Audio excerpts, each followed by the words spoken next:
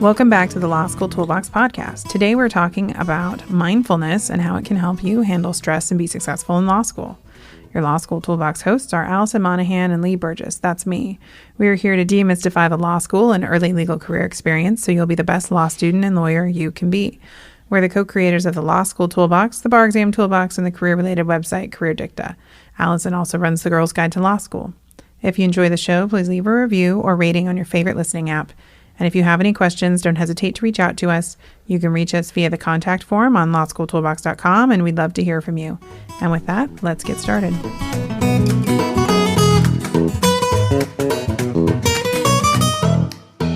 Welcome back. Well, today we are talking about mindfulness in law school because if there is one word that seems to go with law school, it is stress. I mean, perhaps anxiety too, but most people would agree that law school is stressful. And over our years of working with students, we have become more and more passionate about the idea that mindfulness exercises can actually help you perform your best, whatever you're trying to perform. So mindfulness is a pretty common buzzword these days, but the reason it's popular is that for a lot of people, it actually works.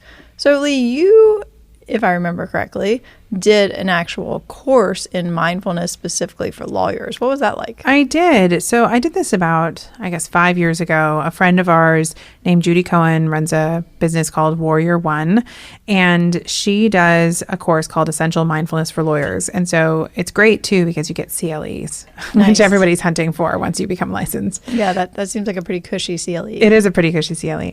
But it was a series of classes, and what she kind of did was not only introduce mindfulness and some of the philosophies around it, but was really connecting it to the things that lawyers struggle with and how you can implement it in your daily job. So it's not just about like sitting down and doing a meditation practice, although she does recommend that. But she used a lot of examples about, how to diffuse situations using mindfulness, how to, take some deep breaths before picking up the phone when you know it's going to be an aggressive phone call, how you can, use techniques like sending love and kindness to kind of change the energy of a legal situation. And she was a litigator in her previous life. And so I think she sees how not only you can implement this stuff into a conflict situation, but also how the nature of the profession has changed and how everything is so much more amped up because we respond immediately. We get all these text messages, we get emails, and you really don't have a moment to be thoughtful about what you do. Everyone's just amped all the time. Right. And I think, there are a lot of studies showing that students, when they come into law school, are pretty psychologically normal. Mm-hmm. And within a few months, even a huge number of them are suddenly suffering from things they've never really had experience with before, like stress and anxiety and depression, all sorts of drinking problems, drug problems, eating disorders, all these things. And that continues into the profession. So even if this sounds, really woo-woo to you, I think it's something worth thinking about, just if nothing else, to kind of try to inoculate yourself against this scenario that we know happens, where people come in and they're basically fine, and then 4 months later, they're a total mess. Yeah, I think that that's a really good point. And I think that, the legal profession is adopting some of this stuff. Of course, lawyers are slow to have change. Right. So, but other professions, I think, are much more open to this. And this idea of mindfulness and how you can help you deal with stress, I think, is really being implemented in different areas of life. So, for me, I did mindfulness training when I was getting ready to have my first baby. And there were guided meditations that I listened to, and I met with someone who kind of did this kind of sort of training for a living, and it was talking about, how you kind of get in the right mindset to be able to do, I was trying to do a natural childbirth or a non-medicated childbirth. And so, it became kind of this other training where you're like, harnessing the power of your body and handling anxiety. And I was kind of amazed at that. And then I was thinking, at that point I had already done this mindfulness and law training, but I was like, what if people talked about doing this like before a trial, Right. And I know that you had a similar experience when you had surgery. Yeah. So when I accidentally cut my finger with a butter knife and severed my tendon, oops, be careful with knives. Yeah, I mean, I had been pretty healthy up to that point. I'd never had surgery. I think, I'd been in a hospital once for like an IV fluid when I passed out. So I had no conception of this, and I was pretty freaked out about the idea that, they were going to cut my body open and there was going to be, some anesthetic things going on, and I didn't really understand the whole thing anyway. And a friend of mine who was a cancer survivor sent me some guided meditations, and it basically walks you through, this whole process of you're going into the operating room. And, the first time I listened to it, I totally freaked out. Mm-hmm. But then I listened to it again and again and again because it was very calming after that first time. And I feel like it really helped me process a lot of that fear and anxiety, so that when the time came for me to do the actual surgery, I actually took a nap in the room beforehand. And I remember the nurse coming to me and saying, this is not normal. You seem really relaxed. Are you sure you haven't taken anything? I was like, no, I've got this like amazing meditation I've been listening to. And she's like, you should give that to us, because most people are not napping before their surgery. Yeah, I think that that's very true. And I think that, when you start to see this stuff implemented in the world, you kind of wonder why, as a profession, we aren't trying to, give these tools to attorneys, although there are some folks that are trying to give these tools to attorneys. Or even earlier. Or even earlier when you're in law school, because I think it can make a really huge difference. I have extreme anxiety in medical situations, and my blood pressure like skyrockets. And that's super fun when you're having babies, because it's very dangerous if you have high blood pressure. And so anytime you're in a medical building and you have high blood pressure, they all think you're going to like pass out. Have preeclampsia or whatever. Anyway, but I practice a lot of using breathing exercises to control my blood pressure. And I can't make it like perfect, but I can definitely like knock it down quite a bit by just, using some visualizations, some breathing techniques. And I've watched it shift, and it's hilarious because, I'll get some crazy reading, and then, the nurse comes back, like half hour later, and then they're like, we'll try it again. And they're like, oh, good. We're not going to lose you, you know? And I'm like, well, you weren't going to lose me anyway. Yeah, it was a situational thing. It was a situational thing. But I've also started to learn the power of the body to overcome. And I think that, as I think I get older and more of my friends and people in my life are starting to go through more challenging things, I've really started to see how your mental space and how you approach these things can really change, and I was talking to a friend who was pregnant and was very, very worried about her pregnancy and things. And we had this conversation about the power of choosing joy, that you can choose worry and you can choose joy. It's possible. I had a similar conversation with my midwife many points in one of my pregnancies. But, I think that I really learned, that she was kind of like, what is the point of this worry? What is this worry going to do for you? You have the power to choose your state of mind to a point, and you can choose to redirect that worry and become something else. And I thought I was like, that's not possible. Yeah, and it is. I mean, that's actually a great point. It's something we talk about in our Mindsight podcast about the book by Dan Siegel, who is a psychiatrist. He's a psychiatrist. He's a medical doctor. Okay, he's a doctor. Yep. But yeah, one of the things he talks about there is, deciding what to focus on. And that is really, it's kind of the same like thing of like, oh, the secret. But it doesn't necessarily mean that like, you're going to get whatever you focus on, but you actually can, through your mind, control your focus. And so, in law school, you can basically pay attention to feelings of like, I'm terrible and I'm stressed out and this is not going well. Or you can pay attention to, wow, it's such a beautiful day. And, I did something nice in that one class, or like, or I even found my reading interesting, or this was interesting, or somebody like, someone smiled at me on the street and that was pleasant. I mean, it doesn't have to be like, a huge thing. I mean, there are lots of different methods for mindfulness. And I think sometimes people think of like, oh, we're just sitting on a cushion and trying to think about nothing. And that's certainly, that's a valid technique. There are plenty of people who can talk to you about that. If you want to be a Tibetan Buddhist monk, like you're totally down with that. But there are all these other things you can do kind of more in your daily life.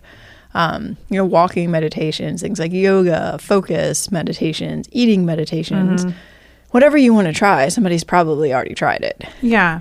And I think what I have learned myself, and I think the problem is, I come from lawyers, so risk aversion is like part of my personality structure. And I think that oftentimes we use worry and pessimism as kind of our own armor. You know, it's like, well, I'm not going to choose joy, right? Or I'm not going to choose bad might happen, right, because then it's going to that would be taken away from me. Exactly, and you know, and I think that one of the lessons I learned in pregnancy with my midwife, who I think is one of the wisest people I know, she was basically like, with certain things, she's like, you're going to suffer no matter what. She's like, if there's suffering, suffering's coming. Right. So why choose to anticipate and focus on suffering that may not come? She's like, because you're suffering no matter what. But you could choose joy and you might be right. And then you won't have suffered. Or you will suffer, and that's coming either way. And I think there was kind of, I don't know why that was so profound to me, but it was this idea of like, hey, if bad things are going to happen, you're going to be, that you cannot protect yourself from that. Yeah, I mean, bad things happen in the world. Bad things happen in the world. Good things happen in the world. They do. It's really just a question of which of those you decide to pay attention to. Right, but if you continue to plan for the bad things, you miss the opportunity to be happy. And I think that sometimes in law school, we get so caught up in the stress, and I was definitely guilty of this at various times in law school, that I think that, you know, you're like, oh, I'm just so worried about this test, or, you know, we're recording this during bar season and everybody's like, well, what if I fail? What if I fail? What if I fail? What if, and then it's like, what if you fail? It's like, or what if you decide that you're going to do everything you can to pass, and you're only going to focus on the idea that you might pass this test? And that's not to say you shouldn't study and work hard, but it's like, what good of focusing on the failure is that doing for you? It's not doing any good. No, I mean, assuming that you're doing the work either in law school or on the bar, you may as well just decide you're going to pass. Yeah. And I think that's how I approach the bar. And to be fair, like, you know, I did not necessarily do that in California, but in Massachusetts, I was like, you know, there's a 90% pass rate. I figure 5% of the people probably don't show up for both days. So basically, it's a 95% pass rate. I think if I do like a reasonable effort, I'm probably likely to pass. And I just decided I was going to pass. Yeah. And people thought that was really weird. They're like, but aren't you worried about failing? I was like, I've just decided I'm going to pass. Yeah. And that was very difficult for a lot of my friends to get their head around, because they're like, but what if you don't? I'm like, well, I think I'm going to. And there was something rational behind that as well. In California, I had a different approach. I was not entirely sure I was going to pass, but I still decided. You prepared poorly for that. I prepared poorly for both. Yes. But I saw a friend of mine, I think like, who'd been in the law review with me and was also taking this random off bar, you know, because he had moved or something after clerking. And so I wasn't feeling that confident, but I ran into this friend and he was like, oh, thank God. I'm so happy to see someone I know is going to pass. And I'm like, really? He's like, you're going to pass. And I was like, oh. Okay, you're going to pass too. And I was like, looking at it, I was like, rationally, I know he's going to pass. I know he didn't study that much. Like, he's going to pass. Okay, maybe I will too.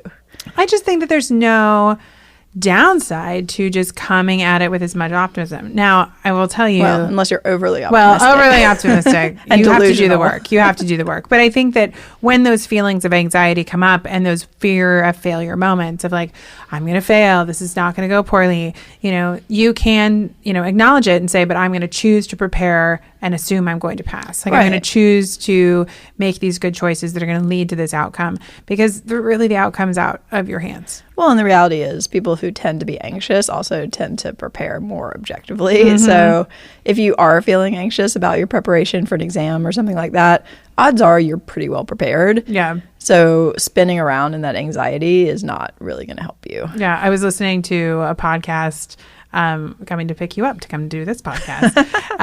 Very meta. I know, getting prepped. But they were actors, and they were talking about oftentimes the scenes that you really kill it are the ones that you think are the worst. And I think that so often that's the case with exams too, because when you truly appreciate how difficult the test is and the process, you do not feel like you knocked it out of the park. Oh no, yeah. One of our tutors was talking about that the other day. The student who was really like seriously concerned that they had failed an exam and ended up getting an A+ on it. Yeah, because I think that student really understood the depth of what the professor was looking for. That was always my experience. If I walked out of an exam being like, wow, that was really hard. Like, I do not know like how that went. Like, I feel terrible about it.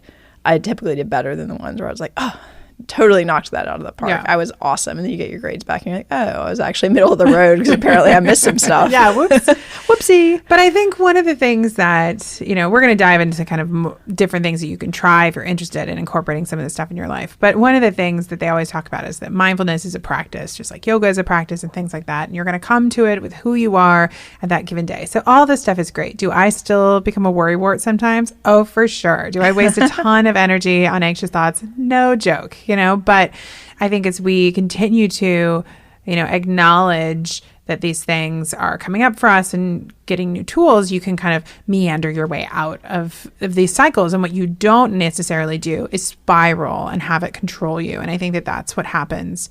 And once we get into a super stressed state and your cortisol levels are very high, it's very hard to find your way out of that. Yeah. I mean, I think of it sometimes as like, almost like you're on the Autobahn, and you're just like going full steam ahead as fast as possible, and things are spiraling, and you're worrying, and you're anxious, and you're upset, and you don't really know why. And you're kind of looking for that like off ramp, where the off ramp is like, oh, maybe I should take a few deep breaths, or oh, maybe I should recognize like, okay, I'm feeling this way. And it doesn't have to be, oh, I'm going to sit for an hour and on a cushion in my living room. It just really, I think, the point for me, which I've often found helpful, is you start by just sort of interrupting that pattern, and then that gives you like a little bit of space to maybe go in a different direction. Yeah. All right. So we've talked about at this point about kind of what mindfulness has done for us. But let's take a second and talk about, like, generally speaking, why is this stuff good to explore? And so, one thing I think that's important for people to appreciate is there are a lot of different methods. So we talked about kind of sitting meditations where you sit and maybe you just sit in silence. There are walking meditations where you kind of do exercises while you're walking around. We both do a lot of yoga. There are even meditations around eating. So one of the things, if this is kind of interesting to you, or if some of our stories kind of resonate with you, that you can find something that, may strike a chord. So that's something, is just to, if it's like, I cannot sit on a cushion for 20 minutes, and which is me. Silent, I aspire to that. I have a meditation cushion in my living room. It's a great deck. It's perfect. It's lovely. Beautiful. It's a lovely color. It is. Yeah, it's really nice. Yeah. I think I've used it maybe twice. Yeah. But for me, like, I read a book in law school, and I don't even know how I found it, but I just started reading it over and over and giving it to all of my friends. And that was about Tonglen Buddhist meditation by this woman named Pema Chandran. And I think that particular version was called The Places That Scare You, but she's written a bunch. But yeah, it was just, I found it so soothing. I was having a lot of sleep problems, and I would just read it over and over every night. Yeah. And then I would find myself kind of doing it during the day. And I was like, wow, that was great. But I found it really helpful. It's probably my first like real introduction to any sort of meditation, like structured outside of like, a yoga class or something. Yeah. So there's a lot of science that shows that it increases focus, which is going to, of course, lead to better studying, better ability to perform on a test. We have seen, we work with a lot of students who have ADHD or some form of attention deficit issues, and we've seen it be very effective for refocusing for those folks as well. It is proven to reduce anxiety. It can make it easier to just be content and happy, which is always a good thing. And it can help you have more gratitude, which is also shown to be to make you, more happy and content. And it does improve physical health. Like I said, I can lower my blood pressure in the doctor's office. It can improve sleep. It has all these other benefits. So, trying to harness the power of your mind for good versus evil can really, change how you physically feel and how, you perform in these challenging contexts. Yeah, and there's a lot of science behind this. So if you're a skeptical law student who's like, oh, this whole thing just sounds totally ridiculous, go listen to our Mindset podcast and you can read that book because it has some pretty convincing stuff in it. Yeah, I still love that book. I still think about that book a lot. Yeah. I was actually having an argument with myself, which is one of the things he talks about. He mentions in that book that you never win an argument with yourself. And I was like, I should stop doing this. Totally. See, there not you go. a good use of my time. Recognize the problem, Exactly. identify, okay, maybe this isn't productive. And I think that, the idea that this is a practice, is a lifelong practice. You will never be like the perfect meditator. And that can be frustrating for people with perfectionist tendencies, which many people in law school do have. Yep. So, I think in the law school context, we really recommend these type of exercises to help with a variety of things. I mean, one of them being self-compassion. Yeah. So maybe you got a bad grade. Maybe you feel bad about the way you prepared. Maybe you're feeling bad about whatever. You didn't get that job. These are ways to kind of be more gentle with yourself. Yeah. Forgiving Yes. yourself. Yeah. Procrastination. That's a big one. Yes. Self-sabotaging behavior. Yep. Worry, On the list. anxiety, sleep, you name it. So what we wanted to do is kind of walk through a couple of common mindfulness exercises that you can, dive into a little bit more if you find that this is interesting to you. So as we mentioned, basic mindfulness meditation is sitting quietly. Some people do it on a cushion. Many people do it in a chair, feet on the floor, hands in your lap, and you just sit quietly and focus on your breath. Some people like to choose a word and repeat it as a mantra. You can just, tell yourself, breathe in, breathe out. You can, breathe in love and exhale kindness. Breathe in kindness, love. Yeah, they're different. Breathe in. They're different versions. Yeah. But you can find, especially I think if you are struggling and you're focusing on an exam or something like that, sometimes you can repeat positive mantras to yourself while you do this. The key is that you're just trying to keep the mind from being the crazy, like they call it the monkey brain, or lots of people have different terminology for it, but you're trying to bring it back and have it be quiet. And we have very busy brains, and so you want quiet brains that can increase focus. And that practice of quieting and focusing the mind is what helps you then be able to call on that to focus in an exam or when you're doing work or whatever it might be. Yeah, and even if you struggle through the actual sitting part and you feel like, oh, this is not going well, I find it's like typically very relaxing afterwards. And you're like, oh, my brain just feels so much clearer. Yeah. So this can be a great, spend 5 minutes doing just a brief sitting meditation if you're feeling like you're tired or you're not really focusing on your studying, that kind of thing. Even a few minutes can really shift the energy. So true. If you don't want to sit in silence or sit with yourself, thinking thoughts, woof, gone. You can try guided meditations. A popular app that you can load onto your iPhone or your whatever phone you have is Headspace, but they will walk you through guided meditations. Some people find these a lot easier because it gives you something to focus on. So I don't know. Every now and then I like a guided meditation, but sometimes I don't have one that's on point. And then you need to find somebody whose voice you like and that kind of thing. But if you find the right person, it can be very soothing. Yeah. Some people you just listen to forever. So if you look on Headspace or Calm or even just online and you find that person where you think, oh, I could just listen to them all day, that's your person. Yep. One thing that Dan Siegel talks about in that Mindsight book, which we've also read a lot about, are body scans. So one of the things that we don't do frequently is we don't listen to our bodies. And this is very, very common for people in places like law school who are very cerebral and possibly kind of fear-based, risk-averse about, not wanting to experience emotions. Yeah. Well, those are all in your body. Martha Beck is a good person. If this is you, go read Martha Beck's Finding Your North Star or something like that. Yeah. And it's interesting because we are very, even if I try and be body aware, I'm like, you have, especially the more stressed you get, the less aware you get. I was doing yoga with a friend who's a yoga teacher, and we had been working a lot. I don't know, it was bar season. So it was like sitting, hunching, not ergonomic, whatever.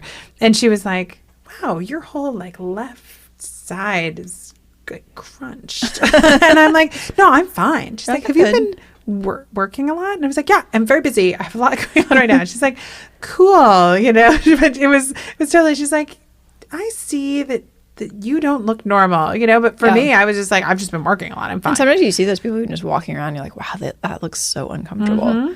I mean, for me, when I ended up clinically depressed, beginning of my second semester of law school, just on point, right on schedule, and went to therapy for the first time. And she would ask me, questions like, well, how does that make you feel? And I would literally say, I have no idea what you're talking about. And she's like, okay, well, let's start with the body. Do you feel like, what are you feeling like in your stomach? What do your hands feel sweaty? Do you feel tension like in this area? And I was like, so that's what a feeling is like. She's like, yeah, that's what your body is telling you. It was totally eye-opening. I had no idea. Yeah.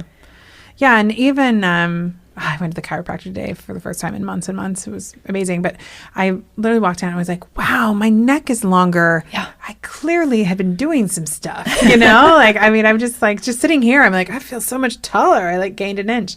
So it is interesting. I think it's so easy to lose that mind-body connection. And so by, you know, if you're getting anxious and saying like, okay, well, what feels anxious? Is it in my belly? Is it in my chest? Is it in my shoulders? You know, and thinking like, oh, why are my hands or my wrists hurting? Well, that's really connected to the shoulder, which is connected to the, you know, it's like you can kind of start to use that acknowledgement to, you know, release tension and be more aware. So that's another thing that I think can be really helpful. And again, there are like multiple ways to do this. Oh, yeah. So, you know, go and do some research. You're a law student. You can do the research. Exactly. Dr. Google. Sensory meditations are also, I think, very interesting, where you focus on either listening to sounds or how things feel. There are even eating meditations where you focus on taking bites of food and how food feels in your mouth. So again, if your jam is not just sitting quietly, I think you can use kind of awareness to still train the mind in different ways. Yeah, I did an interesting yoga walk recently where they had one of these where he asked us at one point just to notice the most distant sound you can hear. And he said that's a great one to do, like anytime you're starting to spiral, or even in a conference room or something, stressful meeting, stressful class, like just notice and it really does sort of do something in your brain that stops that spiral. Mm-hmm. It engages a different part of your brain. Yeah, it's like literally using a different part of your brain. And it's kind of like someone told me once, if you're about to cry and you don't want to cry, start doing math in your head. Oh. And it actually is pretty effective. Because I bet that's a left brain. Yeah, it totally switches the brain part that is, you know, you're basically moving out of that emotional into the more rational. Yeah. So yeah, it's funny. Tip. I do it with my baby. She loves to clap her hands. And sometimes when she's starting to whine or get very frustrated, I'll be like, clap your hands. And she's like, and it's like totally, you can see it like a switch flips. And then she's like, oh, I can clap. Like, because I think it still takes like effort for her to clap. Like she has to like engage her brain to clap, and it like pulls her out of something. It's really funny. Another one that can be popular, and this is one thing that we talked about when I did the mindfulness training for lawyers, is loving kindness meditations. And this is where you walk around and kind of send loving kindness, and you don't have to say it to people because that could be a little weird, but you know, this offering up of love and kindness to the people around you and how that shifts the energy in a room. And this idea of, you know, even people who might agitate you, if you offer up love and kindness for them, how does that change the energy in the space? And so it can feel a little goofy when you're doing it, but, you know, it's also like the whole idea of like smiling just makes you happier, you know, or there are people who do laughing yoga because it's like just even if it's fake laughing changes the way that your brain is responding to things. And you actually start really laughing. And then you start really laughing. 7 or something. Something like that. And so, you know, these little things can just kind of shift the energy, which, like you said, can just stop a spiral or change a dynamic. Right. Well, I remember like, you know, sitting in class and like that one person that you just cannot stand, like raises their hand again. Right. You know, and so do you do the like, again? Or do you just try to flip that energy, be like, wow, I'm going to send that person some loving kindness and hope that they're having a great day. Yeah. Which seems really fake in some ways, but you know, you're doing enough. It's like, if it's kind of genuine, I think it can help. I know I saw this article. I didn't have a chance to read it this morning because it's been a bit of a crazy morning, but they were saying that some law students are trying to provoke racial conversations, not in the inclusive nature of racial conversations in some law school classrooms. Yes. And I was just thinking about how you would really want to have something that you could call on to not lose your mind in some of these classes. Like I can only imagine. I mean, we had some folks who had more extreme political views in my classroom, but I went to law school in San Francisco, so it's self-selection. I went to law school in New York, and definitely people came out with some things where you're like, wow, okay, where do we start with this? Yeah, but you know, I think it's such a politically and emotionally charged time generally that, you know, sitting in a con law class or federal powers class or an immigration class, equal law, pay, employment law. I guess sitting in a class, maybe other than like civil procedure, might get even very emotionally charged. Some standing issues. Yeah, it's true. I know. So, so I do think it's good to try, and if you find yourself, you know, like really getting charged by classes, you can start to kind of explore some of these things that maybe, can it still allow you to be present and participate? And there's nothing wrong with getting angry. Lord knows we get angry all the time, especially about what's going on in the world. But there's anger that becomes unproductive and destructive to you. Yeah, and I think a lot of this turns into self-care issues. Right. Like you can't engage productively at that point every day if you're super angry, and it's not good for you to walk around all the time being super angry. I mean, you see this in health studies of like minority women and things like, you're carrying a lot of stress, and that is not helping you. Yep. So maybe if you know that you're going into a class discussion that you think is going to be weighted, maybe you do some type of like preparatory meditation beforehand, and then you have something that you can call on in class, and then you do something afterwards to kind of, prepare your brain and then take it down a notch so that you're not spiraling the rest of the day thinking like, oh, that person was so rude. Like, I can't believe what they said. Yeah. Which it was a totally natural reaction. It's just not something that long-term is going to be healthy for you. Yep. A couple other things you can try out. I mean, we both do yoga and have been doing yoga for many years. And a lot of folks find yoga very helpful. That's really, I think, I'm going to a restorative yoga class tonight. I'm so excited. That sounds so good. And that's great. It's like you just lay around for an hour with some props. Oh, it's lovely. I did one. I did a restorative workshop when I was pregnant, and they only did it was 2.5 hours, and I think we did 8 poses or something like that. And this hour class, maybe it's 3 or 4. Yeah, but it was just by the end, I just felt like I had been sleeping all day. Yeah, it was just unbelievable. So I think that would be a great thing to do. Then I'm always a fan of Lee's favorite. My favorite are the tactical breathing exercises. So here we go. If you think we're cuckoo crazy San Francisco people, the military uses mindfulness exercises that they call tactical breathing exercises. Some people call it box breathing, but snipers use this, and they use this in sniper training because they have to be able to calm their nervous systems in high pressure situations. So I say if it's not too woohoo for the military, it's not too woohoo for anybody. Exactly. So basically, box breathing or tactical breathing is you breathe in for 4 counts, you hold your breath for 4 counts, you breathe out for 4 counts, you hold your breath for 4 counts. Yeah, well, hold it empty. out. Yeah. And so the idea is to really just you're kind of controlling your breathing, you're flooding your body with oxygen, and it calms the nervous system, it slows your heart rate, and it can clear your head. Because what happens when you get nervous is your brain becomes oxygen deprived, which is one of the reasons why we get, lightheaded. Our minds go blank when we're trying to recall information. And so one of the things you're trying to do is pump your body back with oxygen. And so it's an easy one to try. You can use it for anything. Somebody cuts you off in traffic, try some box breathing. If it's good enough for snipers, it's good enough for you. Exactly.